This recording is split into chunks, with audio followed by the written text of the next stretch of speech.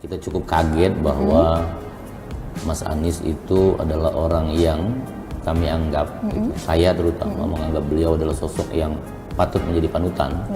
Namun hari ini saya bisa melihat bahwa beliau jauh lah dari itu. Karena kan beliau adalah pemimpin tertinggi kami di Partai Demokrat. Jadi kami tentu menganggap beliau adalah simbol Partai Demokrat. Jadi kalau beliau bisa jadi Wapres kan, tentu pasukan di bawah juga semangat kerjanya lebih tinggi kan. Halo Tribuners, jumpa lagi bersama dengan saya Kusnula Syaifah. Kita masih dalam wawancara khusus kali ini bersama dengan narasumber saya yang sudah hadir menemani saya. Nah Tribuners, tentunya hari ini kita akan mengobrol dengan narasumber saya yang sudah hadir. Kira-kira siapa? Untuk mengenalkan lebih dalam lagi, boleh perkenalkan diri dulu. Di sini ada Mas Jun. Kalau Mas Jun nama panjangnya dan juga kesibukannya boleh diperkenalkan dulu dengan Tribuners di rumah Mas Jun. Namanya Muhammad Junaidi, panggilan boleh apa aja lah. Boleh apa aja ya? Ya, sehari-hari Ketua DPC Partai Demokrat Lampung Selatan. Oke, berarti memang sekarang ini menjabat sebagai Ketua DPC Partai Demokrat dari Lampung Selatan ya? Ya. Oke. Tribuners, kalau tentunya hari ini sudah ada Mas Jun, tentunya kita mengambil tema yaitu bincang politik ya Tribuners, mata lokal memilih. Karena berkaitan dengan pemilu, tentunya kita juga akan membahas nih Mas Jun tentang baru saja berita yang barusan aja rilis kayaknya ya di Indonesia gitu tentang Anies Baswedan yang menggandeng Caimin nih katanya. Benar nggak sih nih kan? Nah kita pengen tahu dulu dong gitu tanggapan dari Mas Jun sendiri dulu gimana nih menanggapi isu ini? Ya, dalam politik itu ada namanya etika politik. Nah, sebagai kader di bawah kan kita cukup memandang bahwa ada cacat lah dalam etika politiknya Mas Anies untuk saat ini terkait dengan persoalan itu.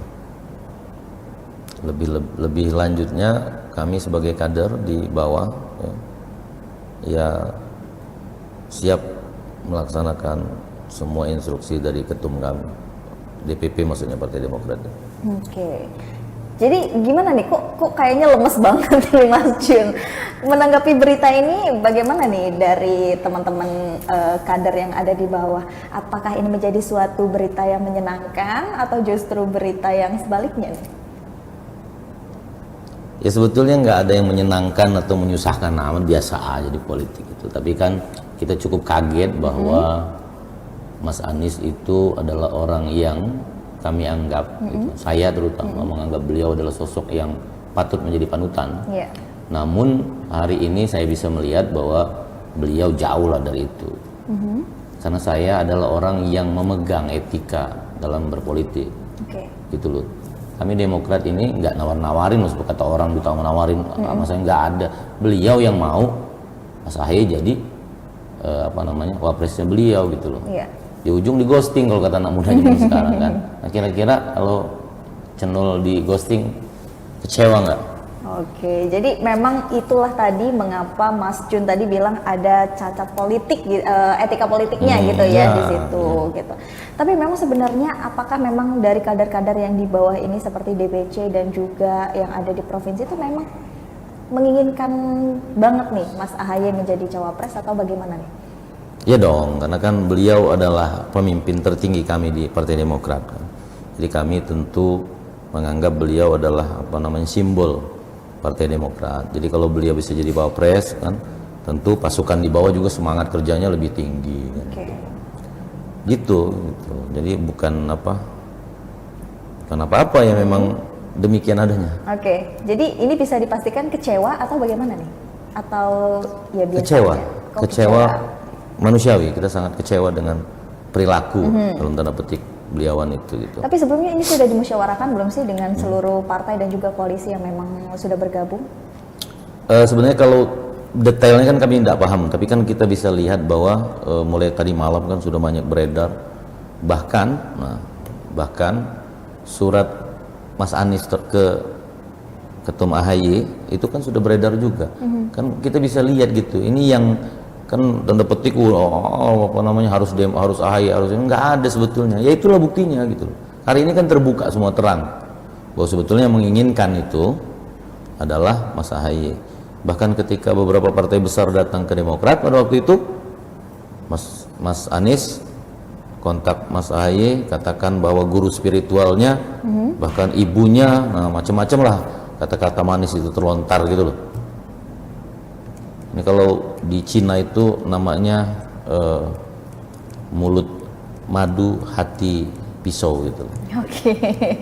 Nah tapi untuk dari kader-kader seperti Mas Jun sendiri ini ada nggak sih untuk berusaha memperjuangkan Pak AHY lagi biar bisa menjadi capres? Tapi sebenarnya ini sudah fix atau masih ada kegoyahan lagi sih untuk masalah capres ini? Kalau soal dengan Mas Anies, saya apapun keputusan DPP tentu itu kami ikut ya. Mengikuti. Tapi sebagai orang Lampung kan gitu, dan kemudian sebagai ya walaupun pimpinan terkecil dari partai ini, ya kami jelas kecewa. Ini bahkan seluruh kadernya kan udah banyak nih banner-banner segala macam udah dipasang-pasang, udah pada dicabutin. Nanti foto-fotonya saya kirim ke teman-teman. Saya sebenarnya males yang tapi beberapa teman wartawan tadi tanya kan, mana Bung ini soalnya? Ya saya bilang nanti saya kirim, orang nyopotin semua. Kecewa intinya. Kami sudah pasang banner semua gambar Mas Anies gitu. Tiba-tiba di ujung gini gitu ya kan, itu ghosting apa? Ya, bahasa anak muda di ghosting gitu ya kan. Oke. Gitu. Nah, mungkin menanggapi kekecewaan ini tadi, ada nggak sih memang ngerasa-rasa tapi yang memang harus tetap dijalankan kita selaku pendukung dari Partai Demokrat ini sendiri? Maksudnya gimana ya? Jadi kayak walaupun kita kecewa tapi kita tetap nih menjalani ini. Oh iya apa dong. yang mendasari? Kalau kami ini kan gitu, kader Partai Demokrat itu masuk di Demokrat, berjuang untuk Demokrat bukan karena Anies, nggak ada urusannya sama Mas Anies. Ini karena kebetulan di tahun yang lalu ada upaya Mas Anies untuk mendekati Demokrat, maka kita bicara tentang Anies gitu kan. Kami masuk Partai Demokrat ini kan karena Pak SBY, karena kepemimpinannya Mas AHY gitu, nggak ada urusannya sama Mas Anies. Kami ikut perintah Ketum AHY gitu. Dan memang dari tadi pagi memang Ketua DPD perintahkan kita untuk tenang. Ya kami tenang kok, kami cuma nyopotin aja banner-banner yang ada gambar Aniesnya. Itulah perintah tenang, itu saya terjemahkan gitu di lapangan. Oke, berarti udah pada dicopot semua ini? Ya, alhamdulillah pada laporan tadi udah copot ya semua. Nanti saya ganti semua, saya bilang bannernya. Diganti, oke. Nah, tapi beralih kepada isu yang memang baru saja beredar ya, karena kan ini masih butuh konfirmasi yang lebih jelas lagi, Tribuners ya.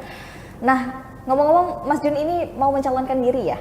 Insya Allah, insya Allah. Insya Allah. Kita boleh dapat nggak nih spill atau bocoran sedikit untuk pencalonan legislatif daerah mana, dapil berapa?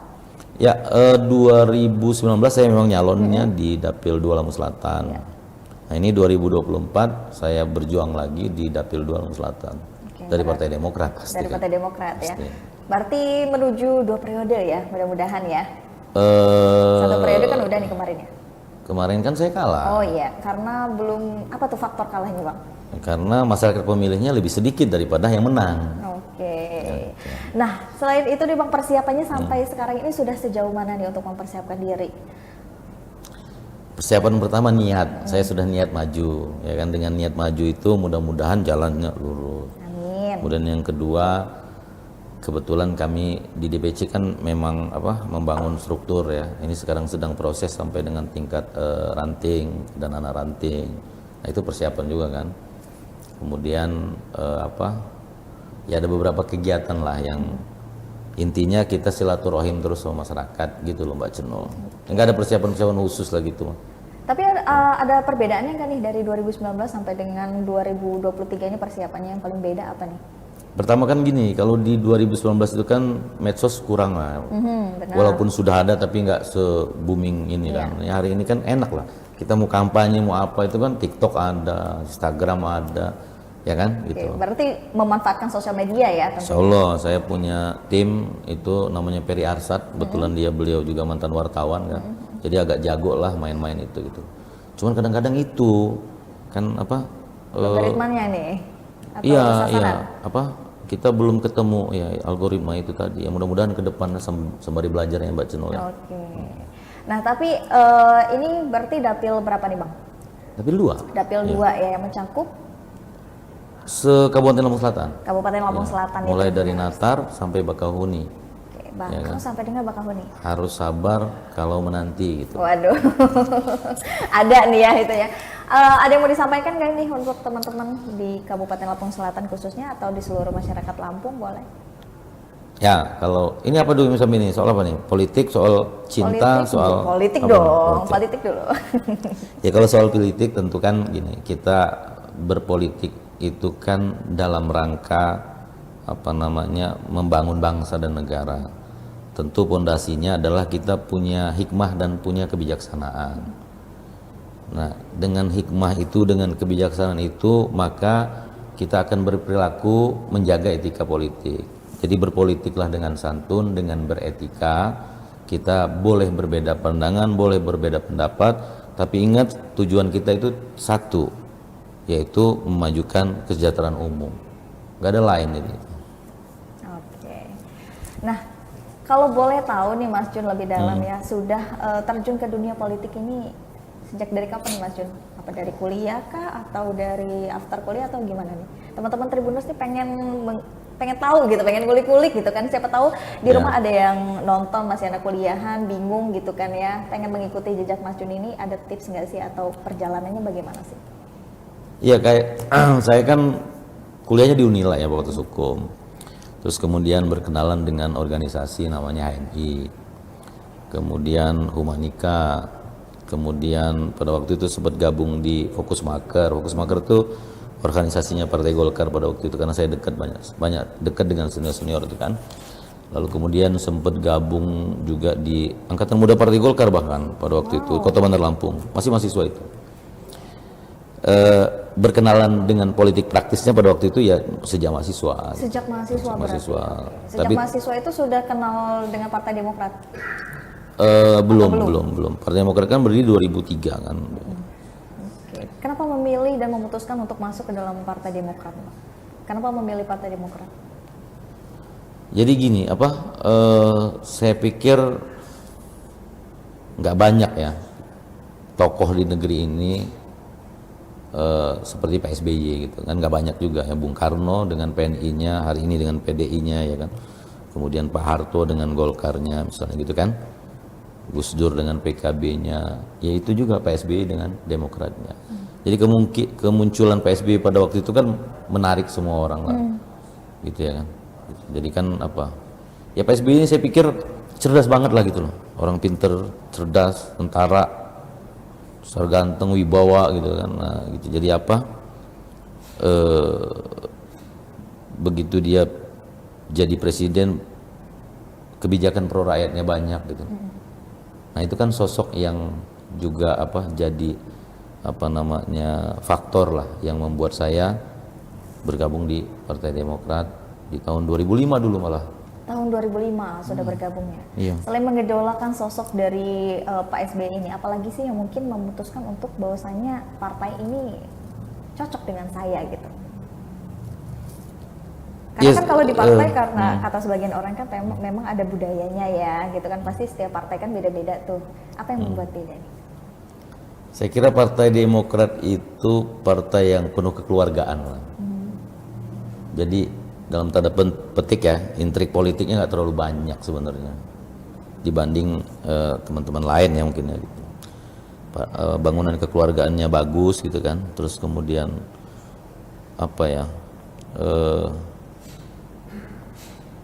kalau ideologi samalah, semua hari ini ideologinya pasti nasionalis dan religius.